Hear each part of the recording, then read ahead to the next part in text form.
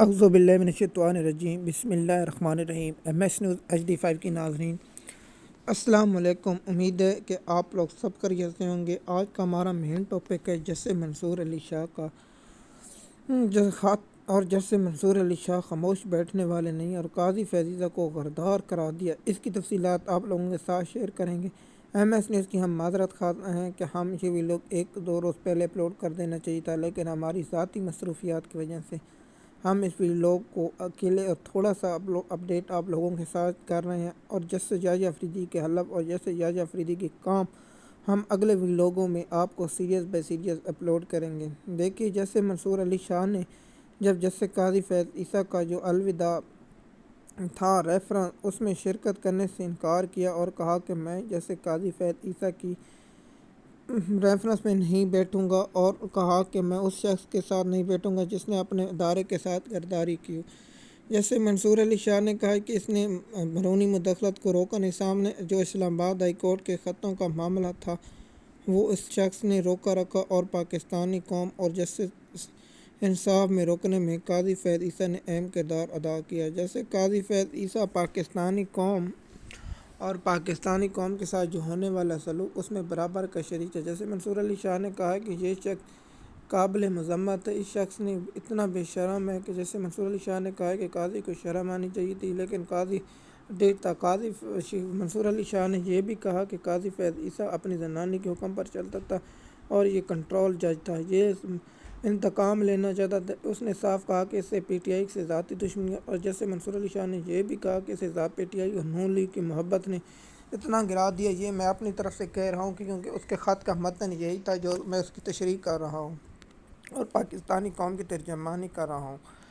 اس نے یہ بھی کہا کہ یہ بے شرم جج اپنی ذاتی مفاد کی خاطر اتنا نیچے گر گیا کہ اس نے اپنے ادارے کے پیٹ میں چھرا گھونپ دیا۔ اس نے یہ بھی کہا کہ ابھی تک آرڈیننس مکمل راستے میں ہی نہیں تھا، اس نے بینچ تحلیل کر دی اور اس میں بینچ بنا دی، اور یہ بے شرم آدمی اس دن اس لیے نہیں آیا کیونکہ اسے علم تھا کہ اب جیسے منصور علی شاہ جیسے منیب اختر سے یہ پوچھنا چاہیے کہ آپ اس جمعرات کی کمیٹی کا اجلاس کرتے اور بینچ بنا دیتے تاکہ لوگوں کے سامنے تھا، کیونکہ آپ کے پاس اکثریت تھی، اس لیے وہ نہیں آیا۔ جیسے منصور علی شاہ سے بھی پاکستانی قوم کے سوال ہے۔ جیسے منصور علی شاہ، آپ نے جیسے بندیال کی جو پیٹ میں چھرے گھونپے تھے، اس کا بدلہ اللہ پاک آپ سے لے رہا ہے، اور آپ نے عمران خان اور پنجاب میں الیکشن نہ کرانے میں قاضی فیض عیسیٰ کا گروپ بنایا۔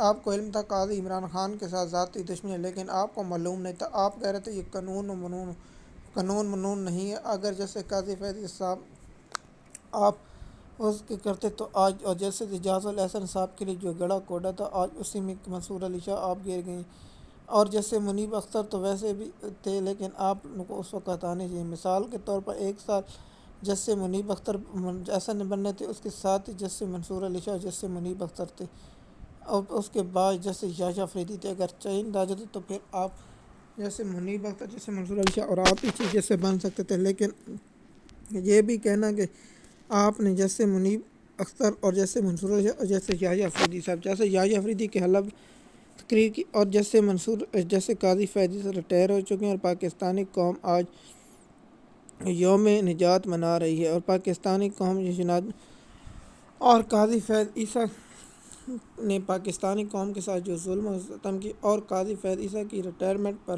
ہم تھوڑے سے اہم سوالات جو صحافیوں نے پوچھے۔ قاضی فیض عیسیٰ سے صحافیوں نے مطیع اللہ جان اور اسد طور اور دیگر صحافیوں نے سوال پوچھے۔ قاضی فیض عیسیٰ جو ایک مقبرہ بنا رہے تھے جس میں جو پاکستانی قوموں کے ناانصافی ہیں وہ دفن ہے۔ مثال کے طور ارشد شریف کا کیس وہاں دفن، وہاں 9 مئی کا جو کمیشن کی درخواست دفن ہے، اعجاز الاحسن کا دباؤ دفن ہے، اور جو نون لیگ کی خواہش کے مطابق الیکشن چوری کیا وہ دفن ہے، اور اس کے ساتھ جو راولپنڈی کمشنر کا وہ دفن ہے، اور اس کے ساتھ جو پاکستانی کے ٹیکسوں کے پیسے سے چوری کی گئی ہے۔ کہتا تھا کہ میں نہیں لیتا اور اشاریہ جو حکومت خرچ ہے، لیکن وہاں جیبیں میں پیسے لیے اور پاکستانی قوم کو اس نے بے وقوف سمجھا، اور بے وقوف آج پاکستان کی جان چھوڑ چکا ہے۔ اس لیے جب صحافیوں کی سخت سوال ہے تو قاضی چھپ کے سپریم کورٹ بھاگ گیا اور سیکورٹی سے منتیں اس کر کیا، لیکن کیا جج استعفیٰ دیں گے یا نہیں، اس کے اگلے ویلاگ میں ہم آپ لوگوں کے ساتھ اپڈیٹ شیئر کریں گے۔ لیکن منصور علی شاہ کا خط آپ منظر عام پر آ چکا اور آپ بھی پڑھ چکے ہوں گے۔ جب میں ویڈیو ریکارڈ کر رہا ہوں تو آپ لوگوں کے پاس جی انفارمیشن اور بھی زیادہ آ چکی ہوگی. اگر آپ ہمارے چینل پر نئے ہیں تو چینل کو سبسکرائب، لگتا ہے کہ آپ کو وقت ملتی ہے. شکریہ.